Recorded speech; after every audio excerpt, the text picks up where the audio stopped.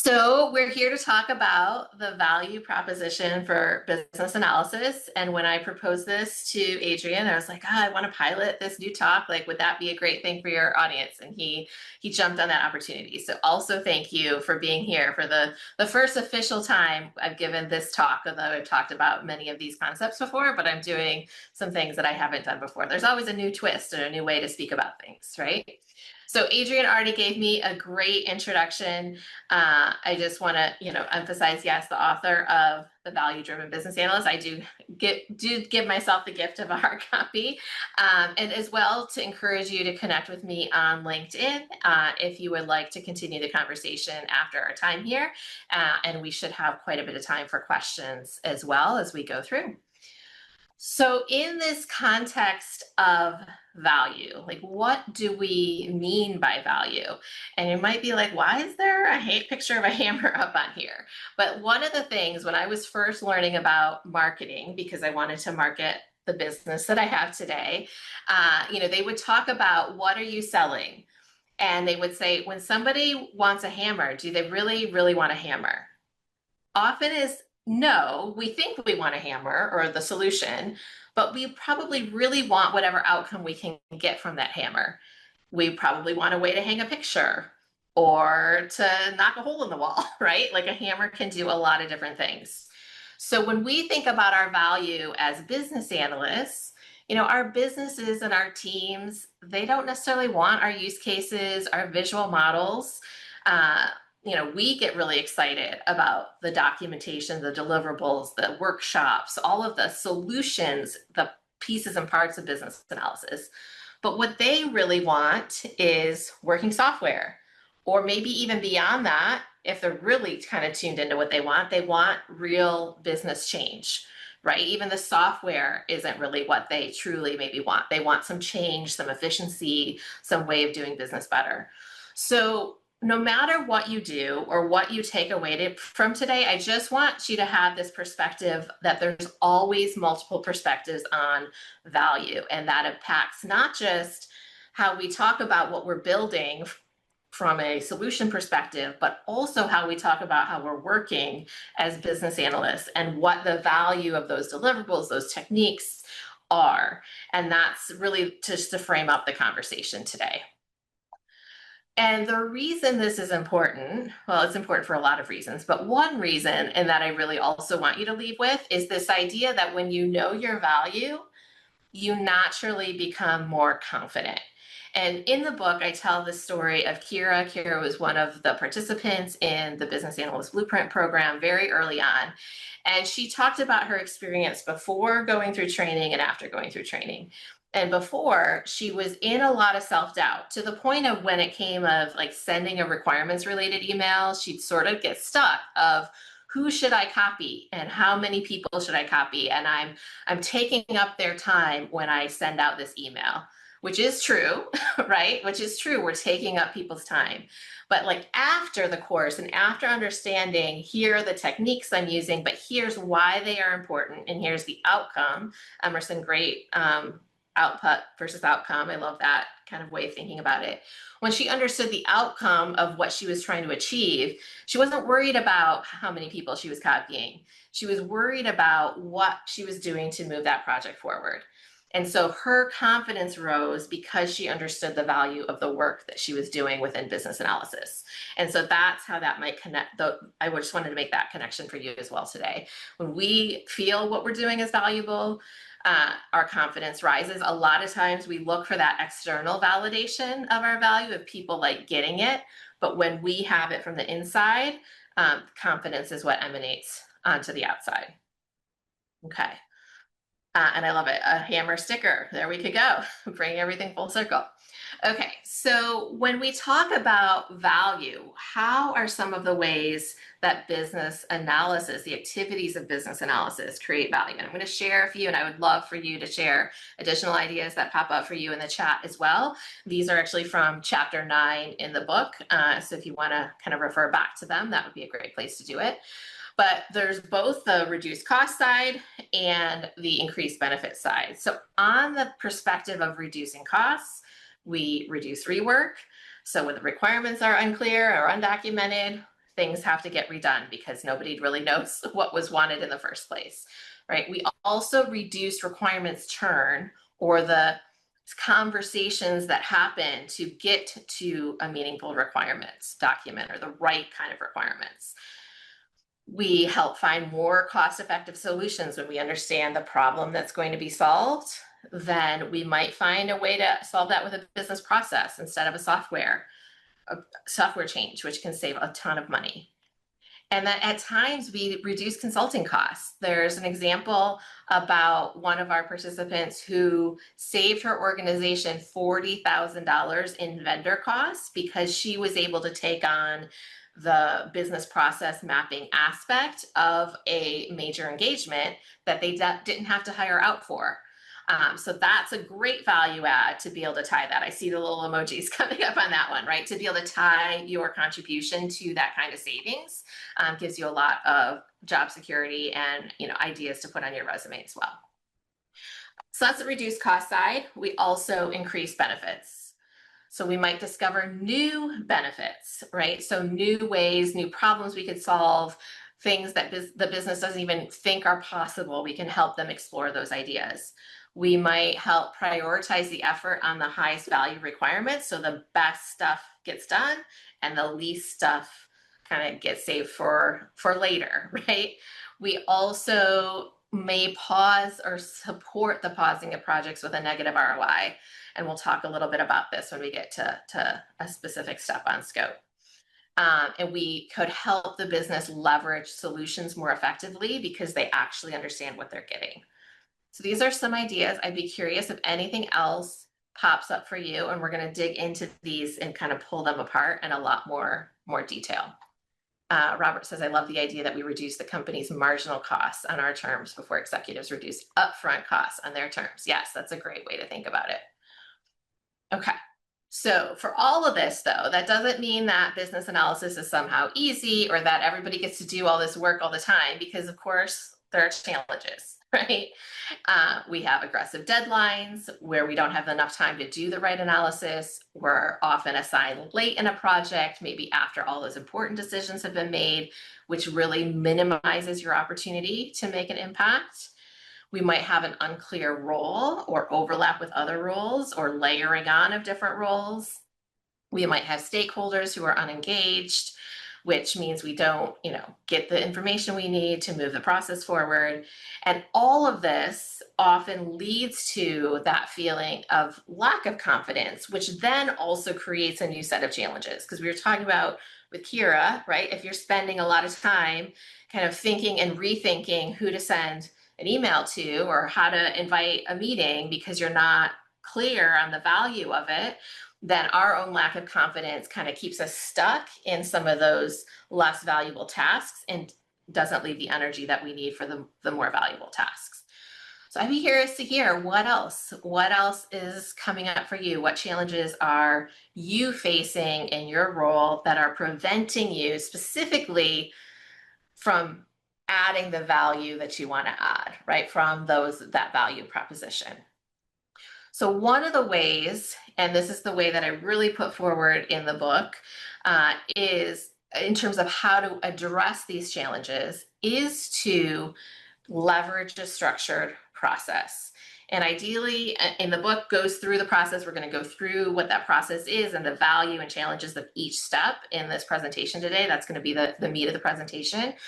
But ideally, you have some sort of a structured process that will help you thrive in fast-paced environments, so that you're choosing the right techniques at the right time, not just creating documentation for its own sake. Will help you foster credibility, will help you manage expectations and really communicate a picture of what business analysis needs to happen so that you can work really strategically and intentionally to build momentum, right, and minimize risk. And that also, if you're on a team, will start to cultivate consistency among team members, especially when you have team members of a mix of skill sets, or when you're all doing things a little bit differently, then it's like you have to retrain your stakeholders each and every time. And of course, every business analyst is going to have their own way of doing things or their own kind of persona around it. But the more you can standardize and structure and be consistent, the more people will know what to expect when they're working with a BA. So, and for a long time, you might be wondering, like, but isn't every project different? Like, is this going to work for me? Is it really possible to have a structured process for such a creative, flexible role like business analysis? And Robert's saying, I love that structure helps distinguish between being explicit, it's not rigid. And so that is a great point. But I used to also have that belief of like, is it like I can't be too rigid because everything's different. And I just want to say, while you will always use your intelligence to navigate exactly how to apply a set of principles in any given situation, there is a process you can use again and again as a business analyst. And the steps tend to be relevant regardless of your industry, your location. We have people from here all across the world, from different types of projects, or even different software development methodologies, right? And so when I had this belief that I couldn't have a structured approach, what happened to me is for a long time, when I was in my early days, I saw my role as a product of dysfunction in my organization. And I thought it does not make any sense now, but at the time I thought if my organization like got their stuff together, they wouldn't need me doing this role because they would all be talking to each other and everything would magically work out a lot better. Like my role seemed like a product of dysfunction in the organization. And that kept me boxed in because I was in a very software product focused role. And I was really boxed into doing the detailed software requirements. And that was our major aspect of the work. And because I thought it was just like a dysfunction around the software process, I really never pushed beyond that bigger picture in those early roles. And then when I was a leader, and at one point I was the leader over a business analyst, project management, and QA team, I still kind of had this belief that, business analysis is just a bit of magic. I happen to be really good at it. There's not a step-by-step approach. And so that led me to feel like I needed to hire super experienced rock stars who could figure things out as they went. It meant we had some great individual contributors. They all did business analysis completely differently, which was difficult as a leader to have oversight. Also, it meant working with each BA was completely different. And we talked about how that, is challenging for stakeholders. And it was more challenging to get stakeholders actively engaged. It also meant it was really hard to hire business analysts, right? Because we were only looking for like very, very experienced business analysts. And so what happened for me as I started running a training business in business analysis is I was asked again and again for what people were like. I had been teaching techniques and I'd been asked for like this BA fundamentals course. Like, can you just tell us like how do we do the BA role? And so I finally sat down and I articulated the steps I took on all different kinds of projects. I looked at my agile experience. I looked at like big waterfall projects that I'd done early in my career. I looked at things that were wild successes and dismal failures and looked at what worked and why I thought the projects that failed didn't work and what I would have done differently. And sort of took this collection of insight of projects from across my career and all these different situations and put together what is the 8-step business analysis process that we teach today at Bridging the Gap. And so this is the 8 steps. So let's just take a quick look at what these are. And then what I really want to spend kind of the bulk of our time on today is going through for each of these steps, what is the value and what's like the most common challenge that I see. And so that you can leave with this sense of here's the value of this specific work in terms of my BA value proposition. And also if I'm facing this challenge, here's how I can actually address it. Okay, so overview of the process. We start with getting oriented. This is where we learn enough to make an impact, discovering what current state is, as also what our role is. That's probably the most important part of step 1. And then we move on to the primary business objectives. What is the business problem that we're solving? Why are we doing this, right? Why are we making this investment in this change, in this project, in this initiative? Then we look at scope. So we gain alignment from both business and technology stakeholders about what is the scope of the overall solution, what's in and out of scope, what's most valuable, what's least valuable. how does this accomplish our business objectives? This is where we would do that ROI check. Like, does it make sense to invest in this solution? And then from there, we build our business analysis plan. This isn't the entire project plan. It's the deliverables that we will create as a BA, not just the deliverables, but also the stakeholders and the timelines, and who needs to be involved when. And then we move into the meat of what many people think of as the business analysis work, defining the detailed requirements. So we go through that whole plan and do the discovery and the analysis and the validation to make sure that what we're communicating to the implementation team is what the business actually wants to have built. And then from there, like that's kind of we're like leading the charge. And then we step back into a bit more of a support role, but this is all tending to blur together these days. So I do want to speak to, like, I'm going to talk about it in a linear way because that's how our brains can consume information. Very often we are in several of these steps at once, or we are going kind of like revisiting and reworking a few things in the earlier steps as we gain clarity moving forward. But we start to support the technical implementation, meaning that what's being built is not just like what's in the spec, but really what's going to deliver on those objectives. And that there's not, there may be additional ways to support the business that we just didn't know was possible when we were in the requirements definition aspect.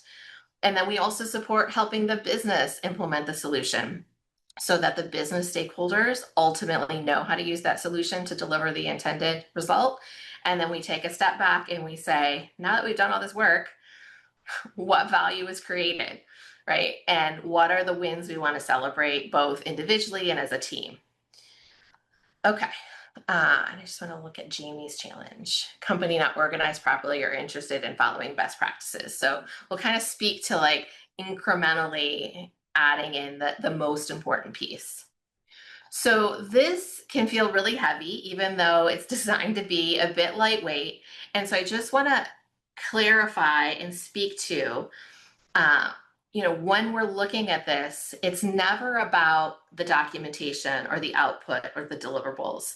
When we think of that, those are the hammer of business analysis, right? What we're really doing, what our goal is clarity and alignment. We want everybody to be clear on what's being built, why it's being built, and very aligned in terms of how they move forward.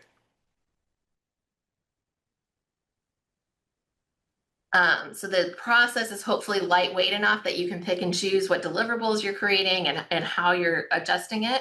But what you're really focusing on every step of the way is that clarity and alignment.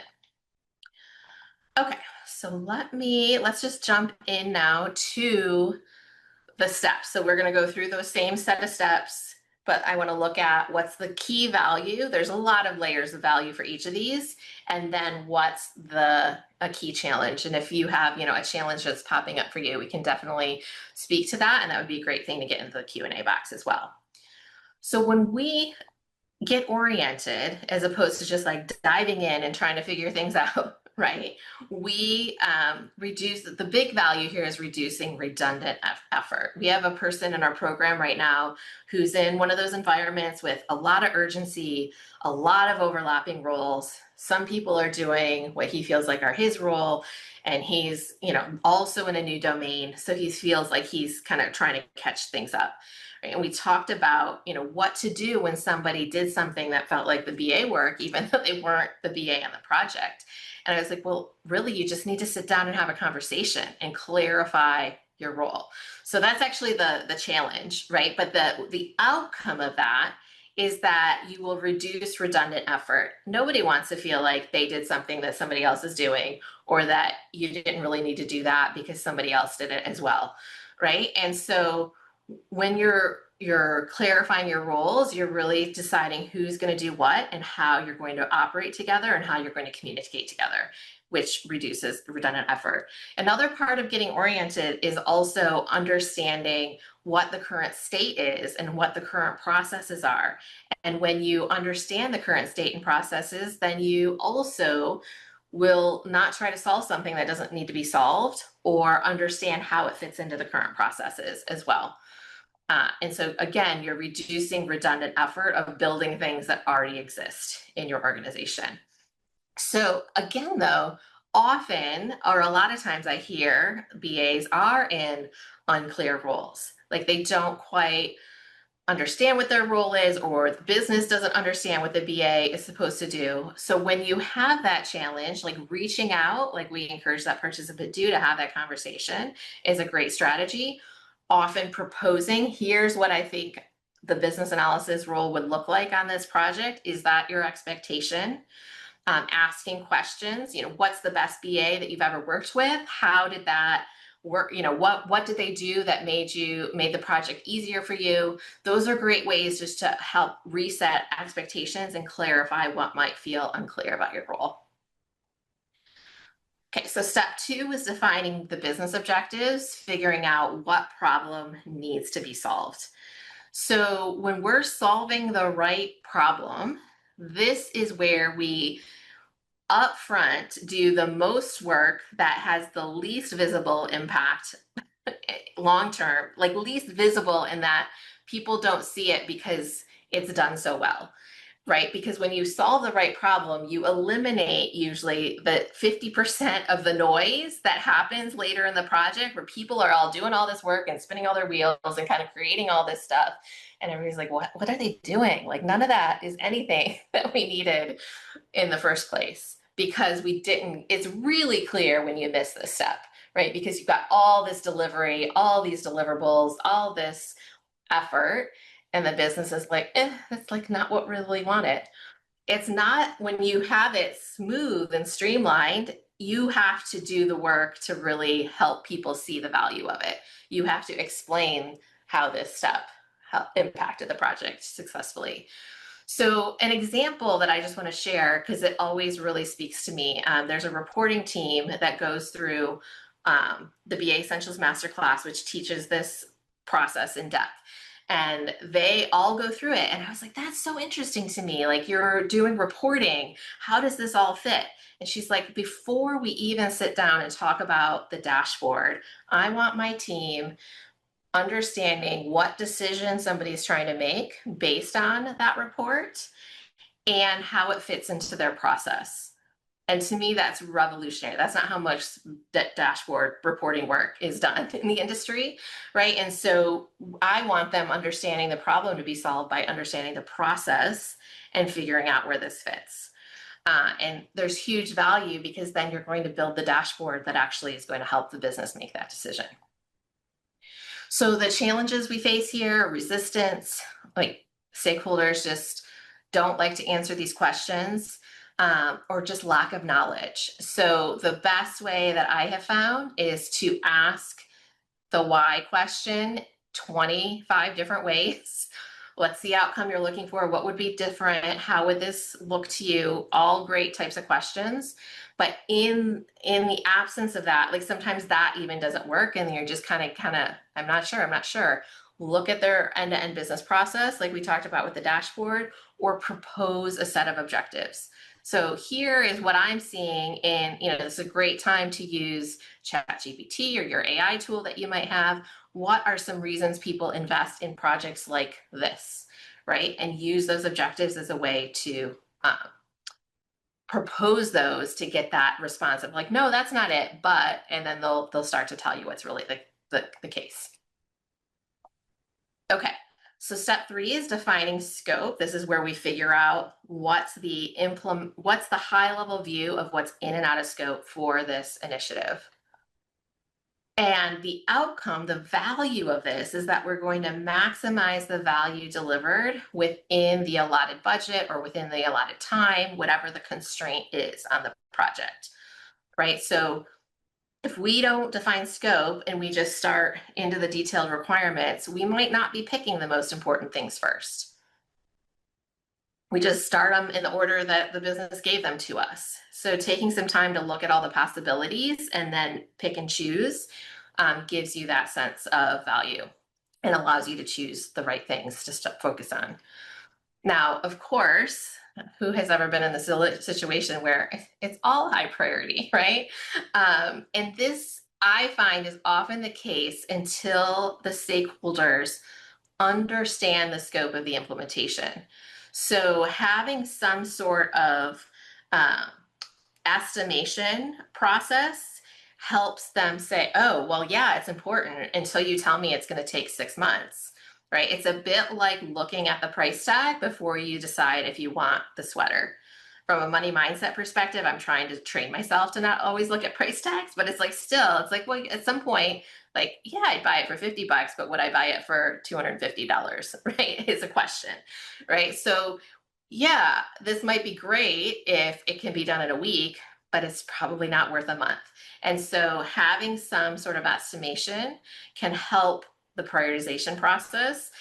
So expecting stakeholders to prioritize often without that is a challenge. We can give a sense of priority, but it's not super meaningful until we know the effort. I think this is something that Agile has done really right, is combining those two sets of information together in the product backlog. Okay, I mentioned, Adrian, that it's really warm in here. So our AC is not super working. So I'm gonna just take that off real quick so I don't get too hot. Okay. All right, so step 4, the business analysis plan. So this is where you decide what your deliverables are and what, in order to implement this scope, what is my plan as a business analyst? And very importantly, who needs to be involved when? So the value of this is that it allows you to manage stakeholder expectations for engagement. And I will say this is like the least favorite step for most people, or maybe it's the most skipped and the step that has the most tension around it, right? But when you lay out a plan and here's like the processes I'm going to outline, here's the user stories or use cases that I'm going to work through, and here's who I need involved in order to get these from discovery through analysis to validation. You're setting that expectation that this is not just the BA work. BA work is essentially collaborative, right? And one of the ways we get behind and one of the ways we miss requirements is when the right people aren't involved at the right times. And so by managing those expectations up front, you're increasing engagement. And by getting the engagement, you're not missing those requirements because people aren't paying attention. So again, the biggest challenge, there's limited time to plan. I've never met a BA who said they were given enough time to plan, right? So this is where we can be a little bit of our own worst enemy as well. Like we never are going to feel confident in the plan. There's always going to be assumptions that we're making. There's always going to be risks. So in a fast-paced environment, our plans do need to be looser. They need to be higher level. We need to be able to change and adjust them. So think of that plan as a rough guide and fill in the details as you go. There's also, I think this is where AI can really help us by, uploading our scope and putting, what are the deliverables that you would create? I've used AI to help reorganize deliverables based on risk or assign dates. And when you start to use AI to generate your plan, and then those dates don't make sense because AI is also almost always a little bit optimistic, right? It's going to help you identify what assumptions, because AI is only as good as the information you give it in terms of making a plan like that. Oh, like I didn't let it know that I'm only working on this project 50% of my time, or I didn't let them know that, this key stakeholder is on vacation for 2 weeks, and so I've got a plan around that. So, it can help you articulate the assumptions that give you the credibility to kind of outline the plan in the right way. And those assumptions are things your project manager needs to hear or your business sponsor needs to hear, because they might be managing those risks in an additional way. And that can help it not be all on the BA is behind, but there's this collective set of risks or collective set of assumptions we're making that will help the BA do what they need to do to be successful. All right, so on to step 5, the detailed requirements. So this is where we build clarity and momentum. Like we are building clarity and momentum all along the way, but I just want to hold this. Like when we can sometimes get a little bit, oh, I've got to do this deliverable. Do I need to do this visual model, right? Like I don't have a chance to do this on this project. So asking ourselves each and every step of the way, how is this particular requirements, deliverable, going to help build clarity and momentum on this project? How is it going to help us make a decision that moves the project forward? Keeps us true to adding value, also allows you to communicate specifically how this deliverable moves the project forward. And one of the big challenges is, again, disengaged and undecided stakeholders. We can help alleviate that with the plan. Also, often it helps to try different collaboration techniques, switch from a textual model to a visual model. With AI, I think that the really awesome thing that is on my calendar or radar to look at is some of the rapid prototyping. I've heard of BAs building prototypes in the meeting so that you go from discussing an idea to having a prototype built for you that you can review and validate on the spot to get some better responses. So be thinking about how can we use these tools to help create more engagement along the way. And along that route, so we're talking mostly about, in this presentation, the 8-step framework along the bottom here, but looking at techniques from different perspectives. So if you're typically focused on like the software or functional perspective, how could you look bigger picture at the business level? And then also, what could you solve by looking at the information level? Some of my trickiest project challenges have been solved by understanding the data and information model at a different level. Often it's a conflict in terminology or just a way of understanding how the data can talk to each other that makes things much more clear. So often those different perspectives can also create a breakthrough. Brings us to a step 6, support the implementation. So this is where we're ensuring the built solution achieves the intended ROI. And we can do all this great work up front. And if we, nobody really throws things over the wall anymore. But if we disengage or don't have a good relationship with our implementation team, they are going to make assumptions. They are going to be under pressure and just do what they need to do to get to some version of done that may not be what the business intended in the first place. So when you can collaborate, whether that's like sitting in on a design session or auditing the technical design, you're going to learn how the technology is built, which also is just a great area of professional growth that will help you be more effective on future initiatives. You might also see opportunities to like tweak something. Oh gosh, the business really, really wanted this. I didn't think it was feasible, but could we include that? You're also going to see where things just start to go off track and they're maybe building to the spec, but not to the need, right? And you want to be there to help work through that in a productive way. Now, I've done this, I tell this story in the book of my probably biggest rookie mistake is really trying to inform the solution with maybe a bit of a heavy hand, right? And on my very first project, I had way too much time at the beginning. You think that having a lot of time at the beginning is a good thing. It's actually not, because I came up with the requirements with the business and the solution design and presented it to this team of developers who were like, what are you talking about? Like, this is impossible. It's not the right solution. And so like that created a relationship breakdown I had to backpedal from. And big reason this step is in place because of that learning, right? And then the irony is they pretty much came up with the same solution that I had been envisioning, but it really doesn't matter because our job is to help people, take people on the journey versus having all the answers ourselves, right? So once we backed up and looked at why this was important, what the feature was functionally, then they went and did the design, came up with a very similar solution, but they had been on the journey of figuring that out and they were ready to build it then. So, really watch for how you try to influence developers and what you learn from them versus what you decide for them. Every developer is a little bit different, and it's really easy to step on toes and create relationship breakdowns in this step.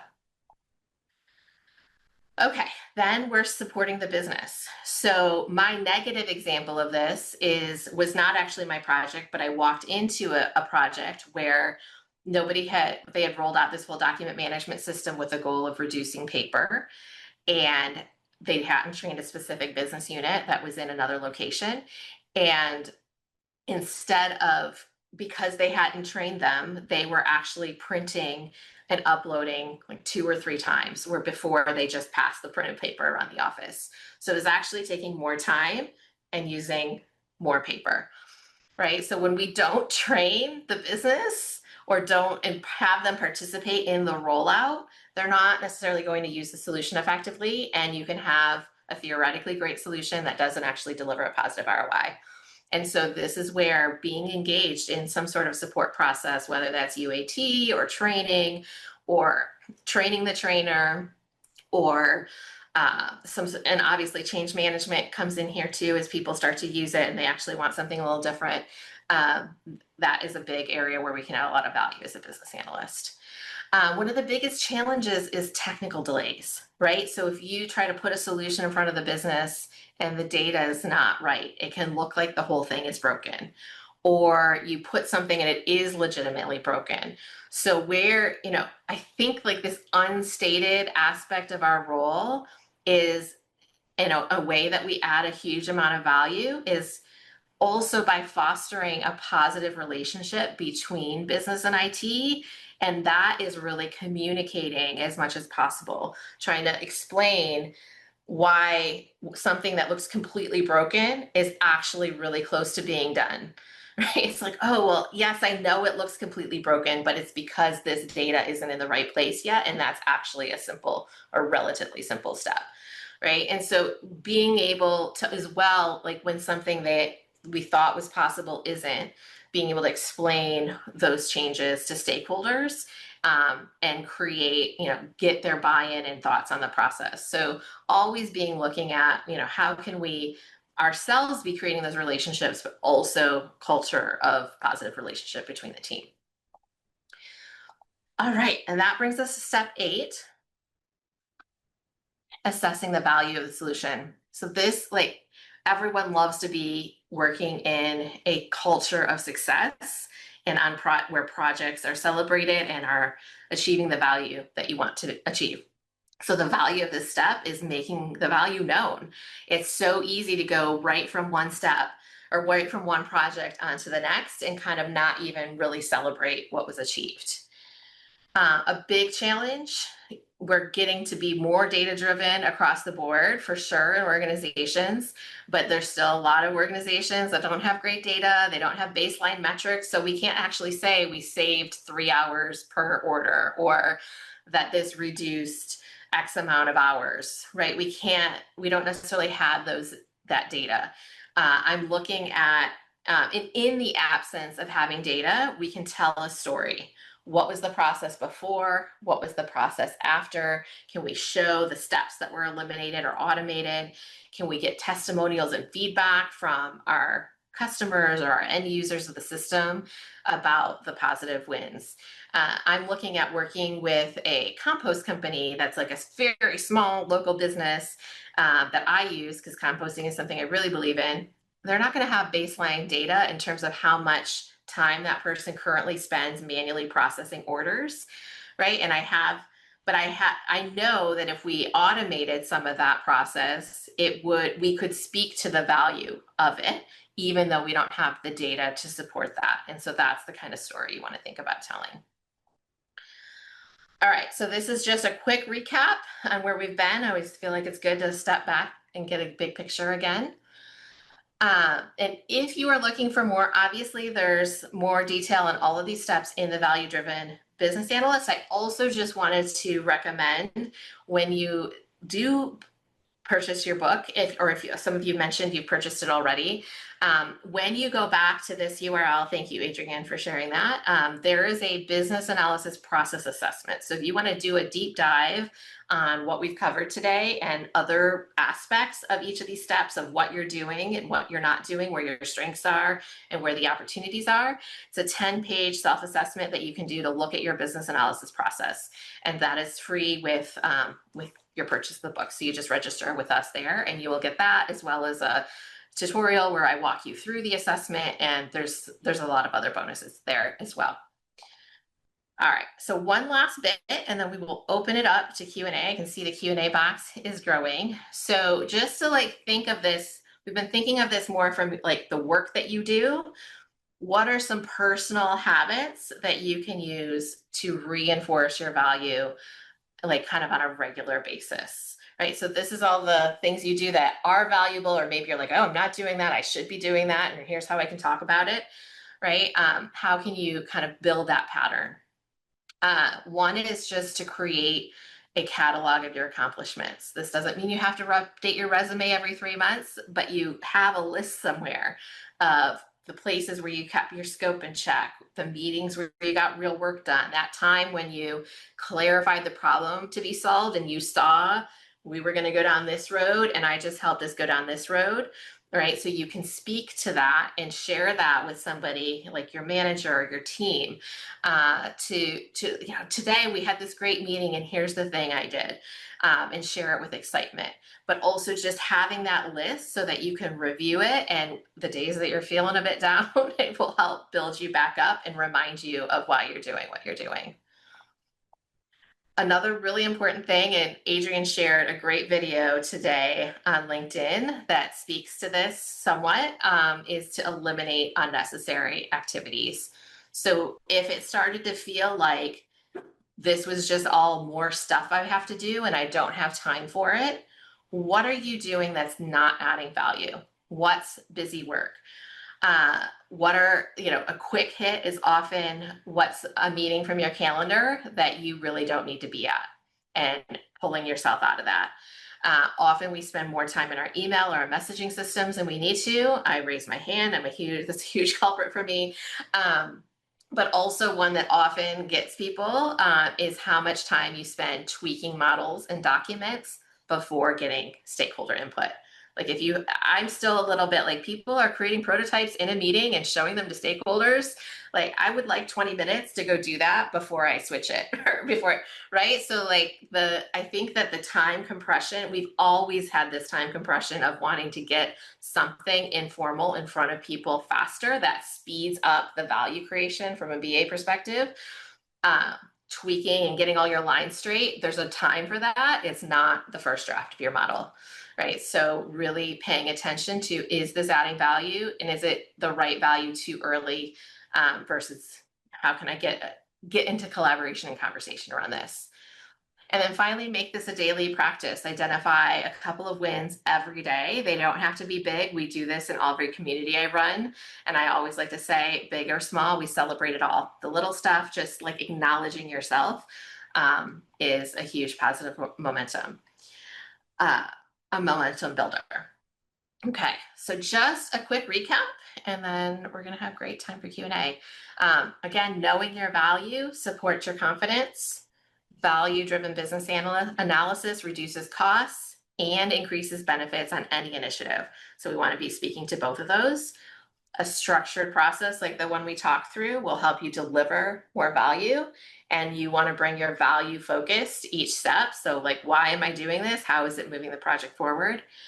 And in general, value-driven business analysts focus on clarity and alignment over documentation. All right, that brings us to some Q&A.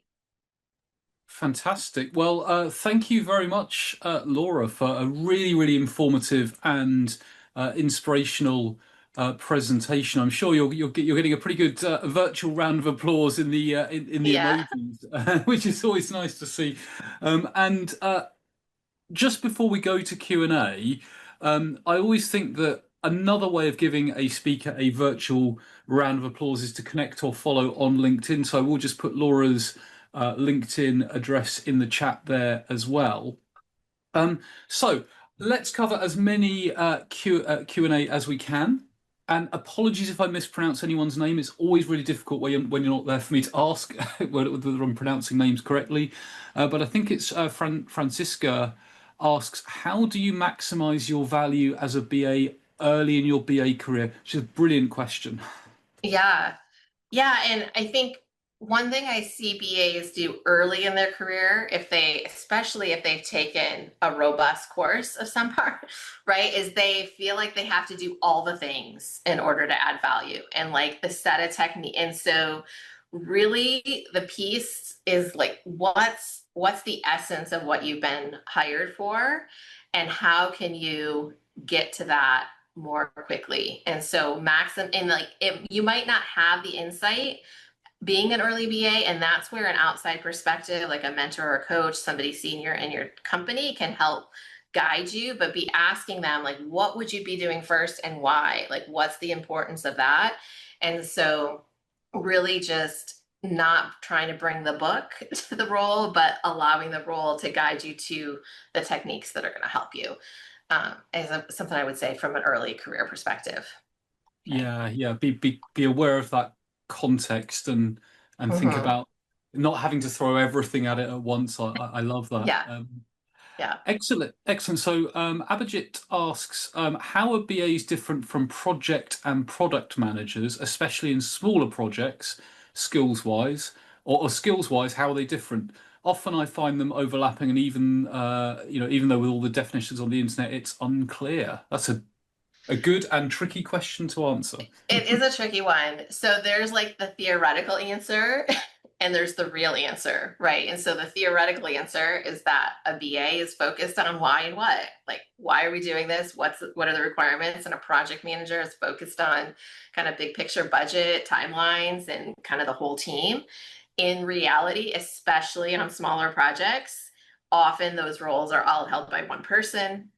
And I guess to differentiate a product manager often has more customer facing responsibilities and decision making. Like they would decide, yes, they would be the BA's business stakeholder to say, yes, this is in the product. Yes, no, this isn't, as well as maybe some market aspects.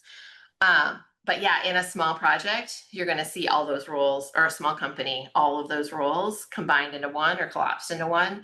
And so if you're looking at role descriptions on the internet, it could look at the responsibilities and Yeah. like, does this have business analysis responsibilities? And is it something that I want to do?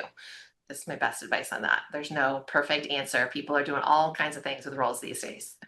Yeah, I always think I agree, and I always think it's kind of like you need project management and you might need product management and you definitely need business analysis.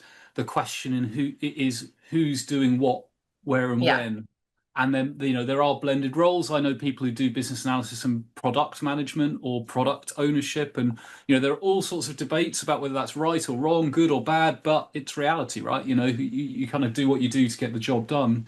Um, so excellent. Okay, so let's take Robert's question, which is dysfunction hints at that acronym VUCA. Do we as BAs want to take a formal stand on VUCA? For example, be passive about it, proactively pro VUCA, proactively anti VUCA, or does the question make us uncomfortable? I mean, volatility, uncertainty, it's kind of just. I had to look this one up, Adrian. I was Oh, like, right, okay. yes, the danger of acronyms, right? Complexity and ambiguity. Yeah. Go ahead. Go ahead. Yeah, I was just going to say it's kind of like without wanting to preempt your answer on this, Laura, I'm like, well, if the environment's volatile, it's volatile whether or not we admit it. Like it just is, isn't it? It's kind of like, it's just it's the environment we work within, isn't it? Yeah. Yeah, I kind of feel that I don't know that there's a stand, like as a business analyst, we take a stand that seems I'm always, I think part of my mindset is I'm a grassroots bottom up kind of person versus like there's great people doing top down work in business analysis and I love and appreciate them. I'm like focused on that individual level. And so at the individual level, it's always if you are in this kind of environment, how would you apply a framework like this? What is going to make you the most successful? Is it the right kind of environment for you personally? Is it too high stress and it doesn't work? So I think it's a very individualized question at that individual level of how the business analyst would respond. Yeah, Yeah. yeah, yeah. I think so. Um, okay, let's move on to let's move on to Rushma, who says, "How would you handle being employed in the BA role, but then management tasks you with a PO/DM responsibilities? Now, I'm DM assuming could mean a lot of things. That could, I think that's probably a typo, maybe PM, but it could be data management. But that's what essentially, I guess the essence of it. What if you're employed as a delivery manager? Thank you, Rishma. Of course, yeah. I'm. Yeah. So whenever, like, again, as an individual, right? So are those responsibilities that you feel like will grow you and your career? So actually, I'm going to point you back to the BA Digest, and I just linked to it in my newsletter. I wrote an article for Adrian's BA Digest on hybrid roles, where I kind of walked people through thinking about how a role can serve them. So the risk of a hybrid role is it gets you stuck in either minimized activities or just doing too many things where you can't be successful in any one of them. So I would just look at this role. One, is it something I'm capable of? Is it too much of a stretch time wise for this project or this initiative? And is it something I want to do? And so if the answer is yes, then go for it. If the answer is no, how can you position that to management? So like maybe this is too much for one person to be successful in. Here's the piece I feel like I could be successful in. If you can offer an alternate solution for how, like maybe so-and-so would be interested in this, or maybe we need to hire for this role, or we could get an intern for this piece, so just when you can propose a solution. Yeah. Yeah, yeah. Stu in the chat has asked or added a sort of observation there. It's like if you're accountable for delivery, it's really tricky to tell the business when it's not the right thing to deliver, and there is that you do get that tension, don't you? So you can be in that those kind of tricky situations. Um, Simon asks a question which I can probably. Oh, no, not Simon. I saw a question. Petra, apologies, asks a question. How is your process the same, and where is it different compared to the business analysis process model in the BCS BA framework? For those not familiar with the BCS BA framework, it is investigate situation, analyze perspective. No, consider perspectives, analyze needs, evaluate options, and define requirements. I think. And I would say, you may well not be familiar with it because that's more kind of UK based, but I would say my interpretation is they bear a family resemblance, but actually the BCS framework uh, is designed to kind of, it's like a flexible framework. And I would say, Laura, your one is more like hands-on and Mhm. grounded in practice. So it's kind of like if you compared them, there would be a family similarity, but your one is sort of built with that sort of practical, hands-on And element and a bit more. Prescriptive's the wrong word, but a bit more detail there. yeah. And I Um, will also say, also it's specific to software initiatives. yeah, People have applied it beyond software initiatives, and it doesn't mean that we're only looking at the software requirements, right? We still want to position that in a broader context, whether that's a process or the process product, but which is different definitely than the IIBA's BABAC, which is really like any sort of business change, right? And that is both great to kind of tie the organization or to tie our profession together and bring people doing very related but different things into one framework. But also as a newer BA who like, how do I make this kind of project work can feel difficult it feels a little too abstract to contextualize. yeah, So yeah, yeah. I think there's that's a good value in word. all of them. Exactly. Yeah, they all have value, and the BCS one definitely has value, and IIBA definitely has value. It's just that abstraction layer.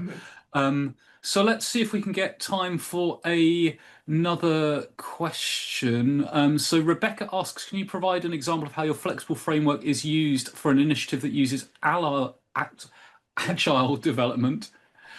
Presumably, you'll be looping back and forth most often between steps 5 and 6. For sure. So in an agile context, your scope, I think we often think we get off the hook in agile, but agile is not a business analysis process. It sort of assumes that steps 1 through 4 are kind of complete by someone else mysteriously. And what that often means is like we don't have a clear business objective. We really don't have this sense of where we're going. So within a good agile team, you're still going to be asking, on a story level, what problem am I going to solve with this? Like, why is this story important? And you're ideally asking in some sort of larger cadence, whether that's like every 3 months or like, what's the big problem that we're solving with this team over the next 3 months? And then you would use that to have a scope that could be in an epic. Your business analysis plan could be your product backlog. And then you're working through those stories in step 5.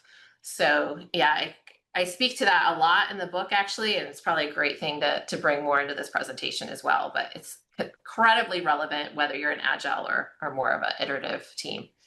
Fantastic, Yeah. fantastic. Well, so we are out of time. Do stay on if you're here. But please stay on just for the final sort of closing announcements. But so, Laura, obviously people will want to connect with you. They'll want to buy your book. I know I've put the link in the chat. I will Yeah. do that again. But how's the best way? Like, if someone had a question that wasn't answered, are you happy for them to connect with you on LinkedIn? LinkedIn would be a great way to ask me a question. Yeah. Yeah. Fantastic. I'll just put all those links in the chat as well. Well, okay. Well, final thing to say is, Laura, thank you so much for a really, really informative session. I can see by the number of questions and the number of chats that are happening that it was really, really well received. So I really, really appreciate you taking the time. Um, Also, thank you to everyone who has attended live. So, if you do like webinars like this, I'll also just put our company page, Blackmetric, on in the chat, so you can follow us there.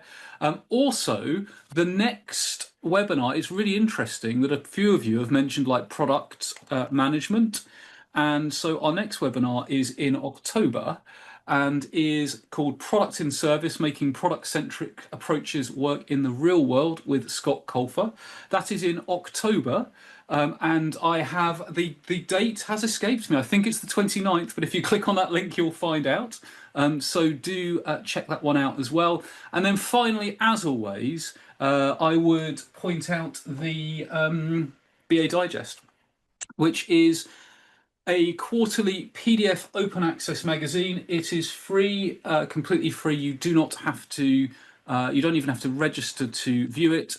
So if you are not aware of that, I will just put the link to that in the chat as well. So all that's left for me to say is thanks once again, Laura.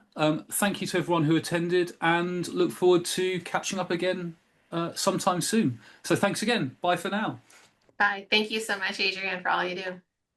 Thanks. Bye. Bye.